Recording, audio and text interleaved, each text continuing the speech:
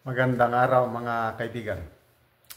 Gusto kong i-share sa inyo ang isang social media post ni Professor Clarita Carlos tungkol sa West Philippine Sea. Then, ang mga netizens nag-react at mas marami yung bumatiko sa kanya. And then kalaunan, napikon itong si Professor Carlos. Lumalabas talunan siya sa palitan ng comments and reaction. Okay. Gusto ko lang munang mag-shout out sa aking mga kaibigan. Sina Gary and Mel Cunain at kanilang mga anak. Arnold and Cora Makaspak. And of course, their children at mga apo. Si Tags and Charlie Samonte, mga anak nila at mga apo. At saka sina Kenneth and Mary Jane Conan at mga anak nila. Salamat po sa inyong panunood sa aking mga vlogs. Okay, dito sa social media post sa Clarita Carlos, nagpost itong dating National Security Advisor. Sabi niya, brown men's burden in our region? Tell me. So tungkol po ito sa West Philippine Sea na lumalabas, pumapabor siya sa foreign policy ni President Marcos Jr. Ito, may isang nag-comment, Ateth Espinosa. Is your positive comment about the Bangag President a result of your generous allowance you receive? Matapang itong nag-comment nito. Tapos, ang response ni Professor Carlos ganito, shut the fuck up, mag-research ka. So, matapang din na sumagot ang profesora. Okay. Anong response ni Atet? Ito yung response niya. Okay. Clarita Carlos. The harsh reality can be painful. When you serve as the National Security Advisor, the National Intelligence Coordinating Agency report indicated that Marcos and Araneta were involved in smuggling and other illegal activities. Ito po yung mga pasabog ni Fair Lady Maharlika. Nalaman natin ito dahil may mga puting ahas ni Fair Lady Maharlika sa Nikat. Nakakuha siya nito, informasyon na ito. Ito yung sinasabi ni Atet. Sabi niya, following this report, you were replaced as chief, provided with a generous severance package to keep your silence. Upon termination of your role as chief NSA, and then hired as consultant by Speaker Tambaluslos in the House of Representatives with all the perks. Hey. We understand that your loyalty lies with them due to your economic survival. However, as a senior citizen, we hope that you will choose to do what is right for the country in the remaining years of your life. You are part of the corrupt system of the Philippines and do not act in the best interest of the people. You should uphold ethical principles para sa bayan, not pansarili.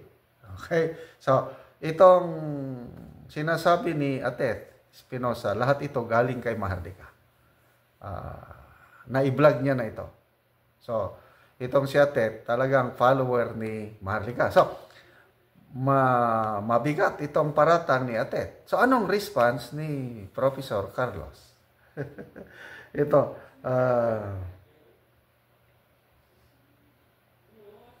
okay, sabi ni Ateth, saan na ba yung ano niya? So funny. Hindi na nag-respond si Professor Carlos itong birada ni Ate Espinosa. Sabi niya, so funny. Clarita Carlos blocked me on her page and she deleted my response. The truth must have hit her hard. Dami ng like and shattering her illusions. The power of truth can be both liberating and unnerving, but it's always worth speaking up for what you believe in. Maharlika's intelligence information must be A1. Ha ha ha ha. So, anong masasabi nyo dito? Ako, natatawa ko sa tapang nito, netizens na ito. Plus, marami pa yung ibang comments. Hindi ko na lang dito ako mag-focus kay bato-bato sa langit ang matamaan, wag magagalit. Diba? May ganong kasabihan. Ako, sa aking buhay as vlogger, ay hindi maiwasan talaga yung buzzers. Tinatawag ako kung anong mga ngalan, General Marites, General Polvoron, kung ano-anong pinaparatang sa akin. Ako, pag nakakabasa ako ng ganon, ang aking comment ganito, salamat sa inyong panonood sa akin. Ganun lang. Hindi ko sinabli na black.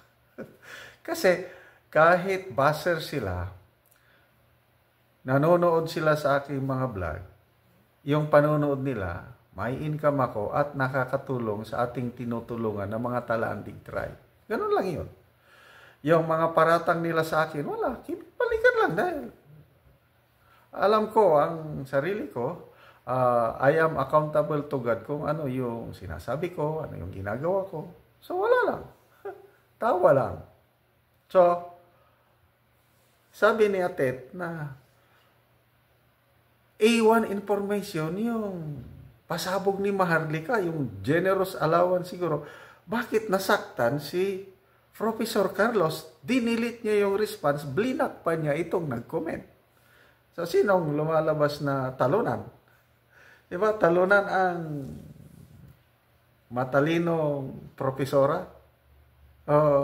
Anyway, lately lang na-interview, naging guest itong si Professor Carlos sa Mahal Nating Pilipinas. In-interview ni Ka Eric. Nakinggan ko yun. Ako, ang hindi ko makalimutan na, kasi ang pinag-uusapan, West Philippine Sea. Sabi ni Professor Carlos na, let's remember yung salita ng presidente. Sabi niya, talagang pro-Marcos siya. Na, the president will not allow EDCA bases here in the Philippines na magiging gagamitin for offensive action. Let's make the president accountable for that. Sabi niya, sisingilin natin ang presidente and I believe that the president will honor his words, will live up to that commitment na ang mga EDCA bases sa Pilipinas hindi magiging offensive, hindi gagamitin para sa pag-atake ng ibang bansa. Ganyan yung kanyang opinion. Kasi maraming nagre-reklamo na delikado na ang kalagayan ng Pilipinas dahil sa additional EDCA sites. Diyan sa dalawa sa Cagayan Province and isa sa Isabela. Nasa Northern Luzon yan, malapit na sa Taiwan. Na very clear na ito paghahanda ng mga Amerikano in case na magkagera ang China and US dahil sa Taiwan problem na yan.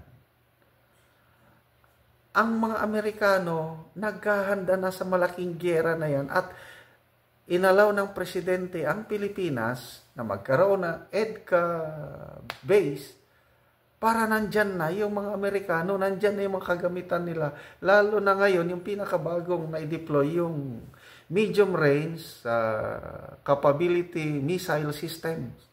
na pwedeng magpaputok ng ballistic missiles papunta sa China and even Russia. So, pag nagkagera na, aasahan ba natin ang presidente na i-stop niya yung Amerikano, huwag kayong magpaputok, huwag kayong mag-launch dyan sa EDCA? Magagawa ba yan ng Pangulo? Kaya natatawa na lang ako dito kay Professor Carlos, umiiling na lang ako. Wala talaga. Marunong lang sa theory but wala sa realidad. Hindi siya nakaranas ng gera. Ang gera po, very volatile ang situation. Hindi mo na makontrol. As situation arises, you have to do something, at wala na yan. Puro instinct na lang yan. Gut decision, go, go, go, go. Wala. So, hindi ako maniniwala na pag nagkagera na ang US-China over Taiwan, hindi mapipigilan ng Pangulong Marcos ang US sa paggamit ng puwersa nila, lalo na yung ballistic missiles nila na nandyan sa Northern Luzon. So, good luck po, Professor Carlos. Sana wag na kayong mag-block ng inyong mga nagko-comment sa inyo. Sport lang po tayo.